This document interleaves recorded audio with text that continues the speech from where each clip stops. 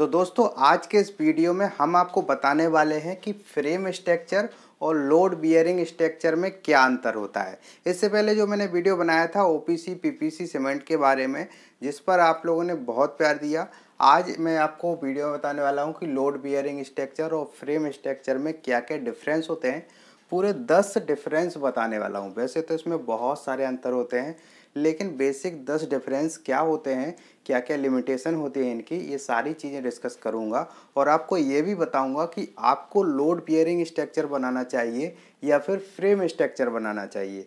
और साथ में ये भी बताऊंगा कि कौन सा ये किस टाइप का घर जो है सस्ता आपको पड़ेगा। लोड बियरिंग स्ट्रक्चर वाला घर आपको सस्ता पड़ेगा या फिर फ्रेम स्ट्रक्चर वाला घर सस्ता पड़ेगा। ठीक है, तो वीडियो में लास्ट तक बने रहिए। और अगर मुझे आप पहली बार देख रहे हैं तो चैनल को सब्सक्राइब कर लीजिए। वीडियो अच्छा लगे तो वीडियो को लाइक करके जरूर जाइए। तो सबसे पहले मैं आपको बता दूं कि ये लोड बियरिंग स्ट्रक्चर और फ्रेम स्ट्रक्चर ये होते क्या हैं।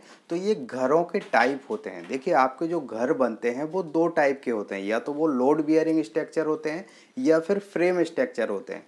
तो जो फ्रेम स्ट्रक्चर होते हैं पूरे कॉलम पर बेस्ड होते हैं, जिनमें बीम कॉलम होते हैं, वो फ्रेम स्ट्रक्चर होते हैं।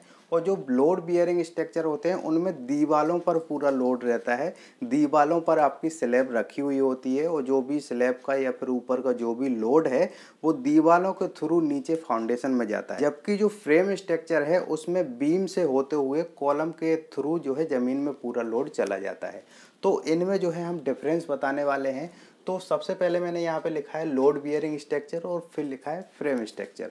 दोनों में क्या अंतर है हम चलिए समझते हैं। तो सबसे पहले लोड बियरिंग स्ट्रक्चर में है जो लोड है वो दीवालों पे आता है, ठीक है। और यहाँ पे फ्रेम स्ट्रक्चर में जो लोड है वो दीवालों पे नहीं आता है, वो बीम के थ्रू कॉलम से होते हुए नीचे चला जाता है। अब दूसरा अंतर क्या है कि गुड फॉर सिंगल और डबल स्टोरी, ठीक है। जो लोड बियरिंग स्ट्रक्चर होते हैं वो 1-2 मंजिल के लिए ठीक होते हैं, लेकिन आपको अगर मल्टी स्टोरी बिल्डिंग बनाना है तो फिर आपको फ्रेम स्ट्रक्चर बनाना चाहिए, क्योंकि उसमें फिर लोड बियरिंग स्ट्रक्चर नहीं बनते हैं, आपको कॉलम बीम बनाना जरूरी हो जाता है। अब इसके अलावा जो तीसरा अंतर है वो ये है कि जो लोड बियरिंग स्ट्रक्चर होता है इसकी सारी दीवारें फाउंडेशन पर टिकी हुई होती हैं और इनका फाउंडेशन नीचे तक जाता है, पूरी डेप्थ तक जाता है। अब लेकिन वहाँ पे जो फ्रेम स्ट्रक्चर होते हैं उनका जो कॉलम है केवल वही अंदर तक जाता है, कॉलम के ही गड्ढे किए जाते हैं। लेकिन इनके जो दीवार हैं, दीवार के नीचे पूरा फाउंडेशन होता है, उसके पूरे नींव टाइप से खोदी जाती है, ठीक है। तो एक ये अंतर हो गया। चौथा अंतर जो है कि जो लोड बियरिंग स्ट्रक्चर होते हैं इसमें जो डोर और विंडो होते हैं वो लिमिटेड आप रख सकते हैं, लेकिन वहीं पे फ्रेम स्ट्रक्चर में आपको जितनी बड़ी विंडो रखना है उतनी बड़ी विंडो रख लीजिए। आपको एक कमरे में 4 दरवाजे लगाना है 4 लगा लीजिए, लेकिन वहीं पे अगर लोड बियरिंग स्ट्रक्चर में आप 2-4 दरवाजे लगा देंगे तो फिर लोड कहाँ से जाएगा। जो स्लैब का लोड आएगा उसके लिए दीवारें कम पड़ जाएंगी, क्योंकि पूरा जो लोड है वो दीवार से होके जाता है। इसलिए लिमिटेड जो है स्पेस रहता है दरवाज़ा और खिड़की बनाने के लिए। अब अगला जो अंतर है वो ये है कि जो लोड बियरिंग स्ट्रक्चर होता है उसकी दीवारें ज़मीन पर रेस्ट कर रही होती हैं, यानी जो फाउंडेशन बनाया हुआ होता है नींव के ऊपर पत्थर से जो फाउंडेशन बनाया होता है उस पर रेस्ट कर रही होती हैं। लेकिन यहाँ पर फ्रेम स्ट्रक्चर में जो दीवारें हैं वो आपकी केवल प्लिंथ बीम पर रेस्ट कर रही होती हैं। आपके जो कॉलम है वो तो नीचे तक चले जाते हैं, लेकिन जो दीवारें हैं वो उसमें प्लिंथ बीम पर रखी हुई होती हैं। तो उससे बहुत सारे फ़ायदे होते हैं, आपके दीवारों में क्रैक नहीं आते हैं, सीलन नहीं आती है, बहुत सारे इसके फ़ायदे होते हैं, ठीक है। इसके बारे में ऑलरेडी कई वीडियो में बता चुका हूँ, मैंने कई वीडियो इसके बारे में बनाए हैं क्रैक्स के ऊपर और इसके अलावा सीलन वगैरह के ऊपर, तो आप वीडियो जाके देख सकते हैं।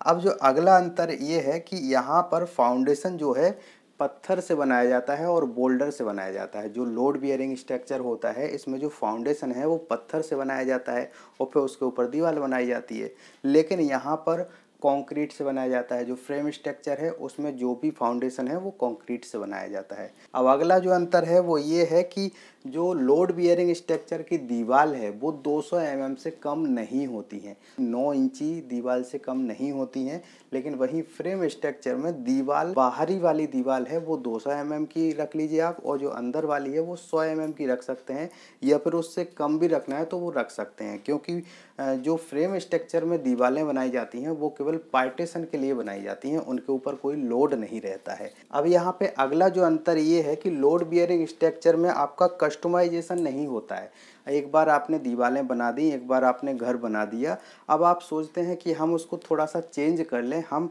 एक दीवार को हटा दें और फिर दूसरी दीवार खड़ी कर दें, या फिर दरवाजे को शिफ्ट कर दें, विंडो को थोड़ा बड़ा कर दें, तो ये सब चीज़ें आप नहीं कर सकते, ये चीज़ें लिमिटेड होती हैं। लेकिन फ्रेम स्ट्रक्चर में आप कुछ भी कर सकते हैं, कस्टमाइजेशन कर सकते हैं। आप कोई भी दीवार हटा सकते हैं क्योंकि दीवारों पे कोई लोड नहीं है। खिड़की को बड़ा कर दीजिए, छोटा कर दीजिए, दरवाजे 2-4 और लगा दीजिए, कोई फ़र्क नहीं पड़ेगा।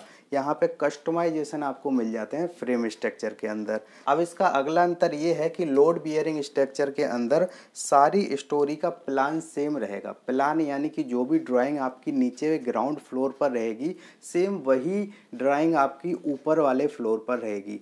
आपका दीवार के ऊपर दीवार खड़ी होगी तो जो भी रूम जैसा नीचे बना है वैसा ही ऊपर हो जाएगा, थोड़ा बहुत चेंज हो सकता है। लेकिन यहाँ पे फ्रेम स्ट्रक्चर में बहुत कुछ आप चेंज कर सकते हैं, नीचे का हिस्सा अलग बना सकते हैं, ऊपर का अपने हिसाब से कस्टमाइज कर सकते हैं। तो ये फ्रीडम आपको फ्रेम स्ट्रक्चर में मिल जाती है। इसके अलावा लोड बियरिंग स्ट्रक्चर घर बनाने के लिए आपको अच्छी मिट्टी चाहिए होगी। आपके एरिया में अच्छी मिट्टी है, कड़क मिट्टी है, तो आप घर बना सकते हैं। लेकिन वहीं पे अगर काली मिट्टी आपके एरिया में पाई जाती है तो आप ये लोड बियरिंग स्ट्रक्चर नहीं बना सकते। अगर बनाएंगे तो उसमें बहुत ज़्यादा क्रैक्स आएंगे, घर सेटल होगा। और फिर अगर फ्रेम स्ट्रक्चर की बात करें तो किसी भी तरह की मिट्टी हो, आप बीच तालाब में घर बना लीजिए तो वो भी पॉसिबल है।